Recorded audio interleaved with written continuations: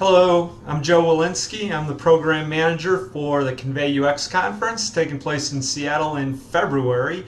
And I'm lucky enough to get a chance to talk with many of our speakers. And I'm enthused to be speaking with our keynote presenter today, Jakob Nielsen. Hello, Jakob. How are you? Hi, Joe. I'm good. How are you doing?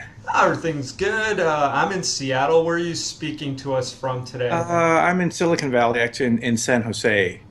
So, All right. Well, I'm sure most of our past participants, prospective participants, anybody watching this video are already familiar with your work. You've been involved in our field for so long, but I always like to take the chance to introduce my colleagues to possibly newcomers to the field. So maybe we could just start out a little bit with you talking about your background and the types of things that you're involved in.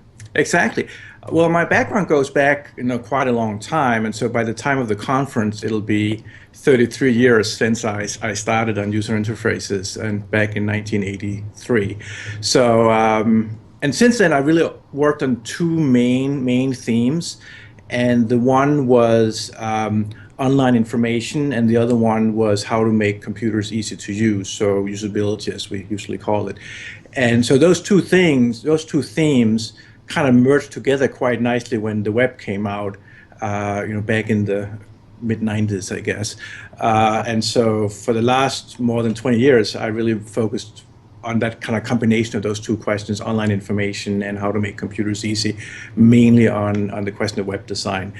And I think what differentiates me from a lot of other people in this field is that I am very deeply grounded in human behavior and in observing what people do when they're on the computer. And then this goes back to before the web, when we were looking at even mainframe usability, or when the first graphical user interfaces came out, we were looking at how can people use a mouse and how can people use Windows and things like that.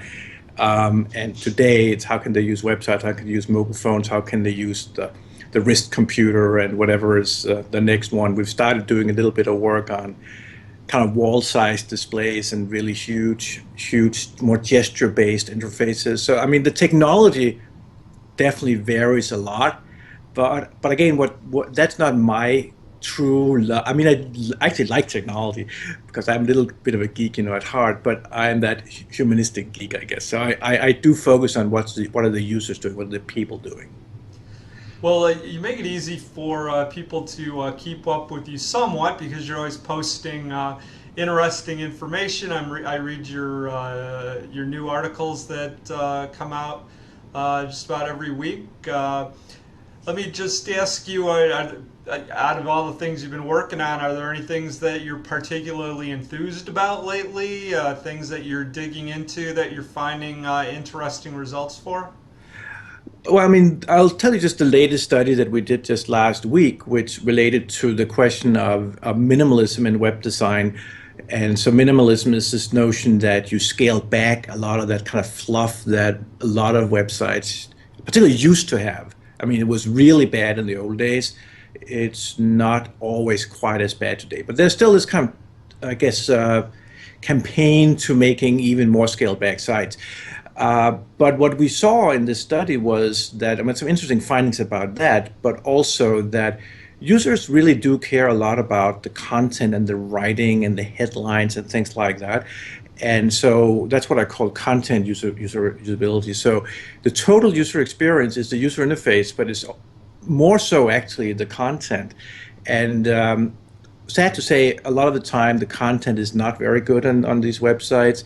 It's certainly often not written for the web. Also, I mean, it's not just writing, it's also things like photographs, which are often really bad as well. I mean, e-commerce sites, a lot of them could probably double or triple their sales with better product photography. So this is really still a neglected area, I think, even after this many years, of really producing the information that people are there for. Well, like I remember going back about 15 years ago, your group wrote, you were involved with the article that was talking about the idea that while people might not be reading information in the traditional sense, that they scan for meaningful information through headings. Definitely. And it's just a different way of presenting that information. I think that continues to be relevant today. Exactly. And then later, when we started doing eye tracking, we kind of found that it's even more restricted than that. I mean, yes, the headings are super, super important, but often it's just like the first two words are kind of what pulls people in, because when they look down a page, or let's say they look down a search listing with 10 choices, or maybe a little bit more than 10 choices for them, people don't even have time to read a full line. So one line of text is often too much for people to read. That came actually to the foreground again in this minimalism study we did last week, where these sites are pretty scaled back. There's not a lot of stuff on the screen, and yet you found like a site would had like maybe this much text, like a paragraph of text, and that was already too much for the user, in the sense that they didn't get all the information contained in that paragraph, even though that was all, I mean, there were a little decoration, but not very much. But a paragraph of text is too much. I mean, we've also had in other studies, people say about like, with a form, fill in this form, and it's like 2 lines of instructions. That's too much instructions. I mean, it's like, it's amazing, but this is why we do these studies. We really observe how people really behave, and they don't behave the way that the designers or the content owner or the site owner would like them to do. I mean, people are very rushed, I would say, and why are they rushed? They're rushed because there are hundreds of millions of websites out there, so they're not going to like treasure yours in particular, and they're not going to spend that much time on it. And we have to produce both the design and the writing for that circumstance.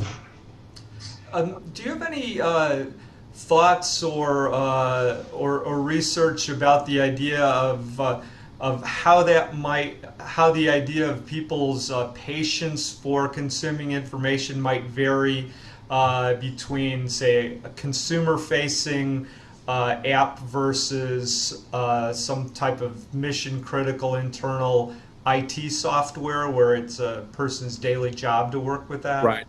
Well, I mean, it's certainly not. There are differences, but that said, there are also similarities, and the similarities go back to the point it's the human we're talking about, and it's the same person who, part of the day, they are off like surfing for the fun of it, or for buying something, or for looking up vacation destinations or whatever.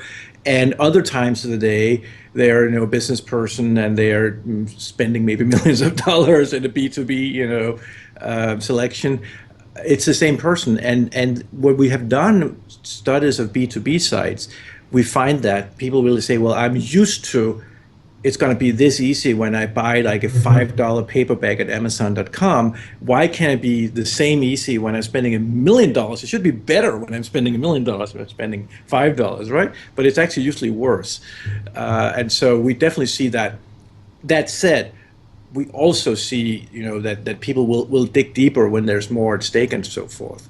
Another difference is also in the reading levels. So we typically tend to recommend, if you're targeting a broad consumer audience, like sort of basically everybody, if you're selling something or promoting something that targets really a broad section of the population, you've got to write very, very simplistic text. And we say 8th grade reading level, which is a separate question from writing to 8th grade, kids. Mm-hmm. It's writing to adults, assuming it's, that type of product, but it's writing with simplified sentence structures, not kind of very convoluted sentence structures, not long sentences, not difficult words, because a lot of the average people, they have pretty poor reading skills, to be honest.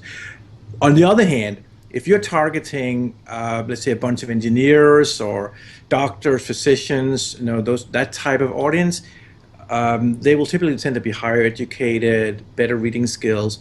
That said, I have endless videos of users these type of people saying, I don't want to read that much. I don't want to feel I'm back in medical school just because I'm looking for stuff for the clinic or something. And so you can write, you can definitely use the specialized terminology of the engineer or the physician or the whatever targeted audience you have, right? But but still try to make it easy because these people appreciate ease of use just as much as anybody else.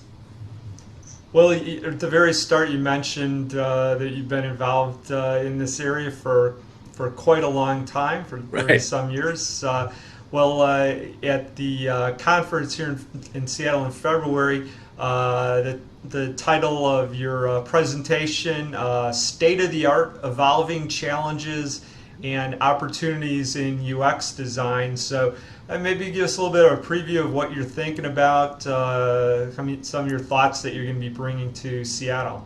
Yeah. Well, so I'm trying to look. I mean, first of all, of course, we don't know what the world will be like, by then, but so there'll probably be some new things. But that's the point almost. There's always some new thing. And yet we got to grasp back and look at how humans approach it. And those things tend to be more stable. So what I'm trying to go and look at is this kind of like big waves of innovation and change in the user experience field. And that's one of the benefits of having been in it for a while is that, let's say something like the watch computer that we do know is out. Um, that's not in something really new to me, right? Because we did studies of mobile phones long before the iPhone, and at that point of time, those phone screens were this big. They were the size of a watch computer today. So, a lot of those same things, we kind of see again and again, and so the challenge becomes, what are the commonalities and what are the differences? Because it's also not identically the same as it was, 15 years ago, but there are differences too. But so that becomes some of the interesting things, I think, to me, is looking at those really big waves of change and similarity that we've seen over those last, more than 30 years I've been in this business. I know the last time that we talked, I believe you were also you mentioned that over the years, having seen a lot of different things, that in some ways you've seen things develop in a positive direction. Other things maybe not develop as quickly in a better way as you might have hoped. That's also true, yeah. I definitely think that if I go back and think about myself, more than 30 years ago, and what would I have thought of, the current state, I mean, in some ways, I would have been thrilled and say there are a lot of interesting things, and things have definitely gotten better. I mean, if you try to do things now compared to 30 years ago or 20 years ago, or even just 10 years ago, a lot of things actually do work much better now. Uh, but at the same time, there's also a lot of things that have not changed very much. And where we have I see people post on various discussion groups a lot of the same questions, like, how do I get management to believe in doing user testing? That question could have been asked 30 years ago, and so we see a lot of things that are not improved nearly as much. And I would even say kind of like setbacks, that we get some new technologies come out and people get kind of overly enthused over that, and they think of that kind of, oh, this is the magic bullet, if only we can do this, and like if only we can have speech recognition, or the little intelligent assistant that can help you and all those things. If only we can get that, and all this usability stuff can go away. And it really doesn't. I mean, every new generation of technology, it often gets the same problems back again that we sort of had 10 years before in a slightly different form. But if you've been there in the past, you can kind of recognize that we see a lot of the same things. But I mean, that said, I still think that what would I rather have, today's computer or a 30-year-old computer? And user interface. I'd rather have today's user interface for sure. I mean, so I think that's the optimistic thing, right? Again, things have just gotten much better in the user experience field compared to the old days. And I mean, so when you work in it, when sort of in the trenches, you can get very frustrated over that. Why can't people do this obvious thing, and why do you have to say the same thing 20 times before they'll listen? But on the other hand, the bigger picture is really very optimistic. All right, great. Well, I appreciate you taking a few minutes to talk with me about this, introduce yourself to people out there, and I'll be looking forward to hosting you here in Seattle in February. Definitely, I'm looking forward to it. So see you then. All right, Thank thanks you. a lot. Thank you. Bye-bye. Bye.